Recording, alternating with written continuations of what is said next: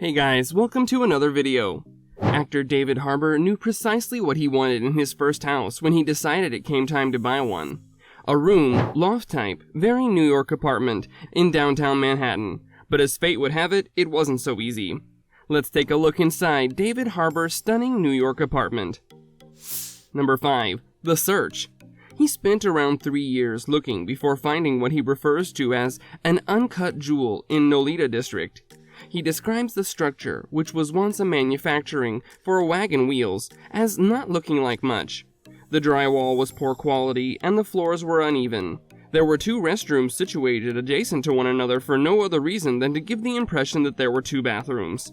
It was simply a strange place that was obviously uninhabited since the 1970s. Additionally, the pricing was appropriate given that it gave off a bad initial impression.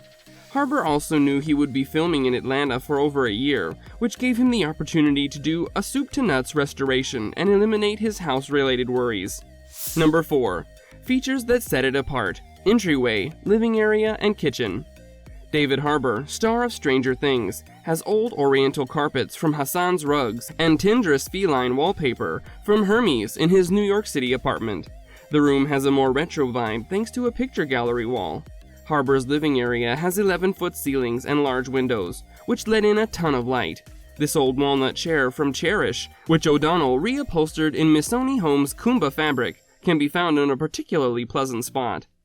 An island was formerly in the kitchen, but Harbour decided to replace it with a farm table.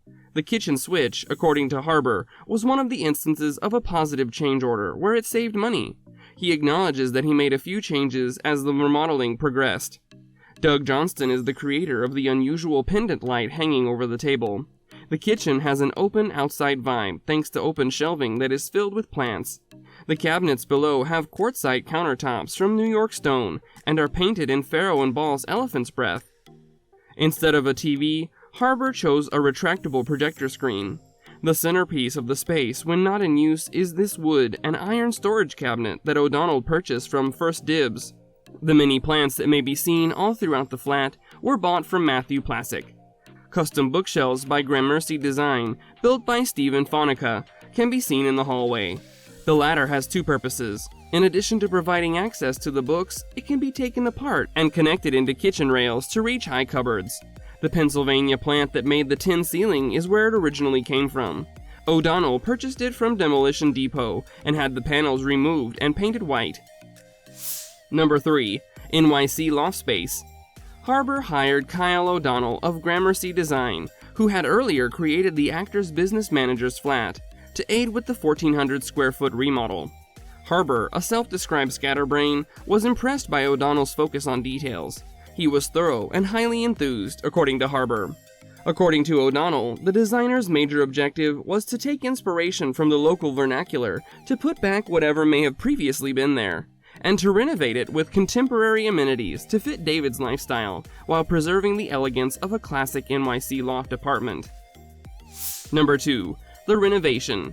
During the roughly 10-month-long repair, the house was stripped down to its industrial foundations, revealing intriguing architectural designs like metal bolts that originally housed the machinery used to create wagon wheels. Walking around and seeing them on the walls, in my opinion, is pretty amazing, adds Harbour. The 2 bathrooms were combined into 1, 5 more closets were added, and a tin ceiling was put in. O'Donnell purchased the historic panel from a closed foundry in Pennsylvania and had them stripped and refurbished for the purpose of authenticity. Although Harbour acknowledges that he did issue a few modification orders from Atlanta, I began to get nervous, he says. He believes that the distance made the process considerably simpler. Regarding the refurbishment, Harbour mentioned that he believes they all thought that maybe Harbour would have cracked the whip had he been there, but they could take their time since he was gone. We are sure that it must have been incredibly great to watch his dream home come to life just as he had imagined it would. Number 1. Vintage Charm. The finished apartment has a historical appeal that belies its recent refurbishment, and is light and airy. The home's 11-foot white walls are mostly white, but warm tones of burnt orange, red, and brown can be seen in the furniture, artwork, and carpets, giving the room a cozy feel. Additionally, there are plants all throughout the place, something Harbour had desired in his house for years. According to Harbour, he's always traveled so much that they simply perished, and he's never been able to manage them. It's the greatest air purifier money can buy, and it also gives the room the type of lively, chaotic sense that he adores. What about his favorite spot in the house? David Harbour prefers to sit on a certain spot on the kitchen counter. He says he feels like a lion upon a hill, taking in his surroundings. We've reached the end of this video. Let us know what you think in the comments area below. Give this video a big thumbs up if you enjoyed it. Also, don't forget to subscribe to our channel and turn on the notification bell so you don't miss any of our forthcoming videos. Thank you for taking the time to watch. Take care till the next video, and good luck!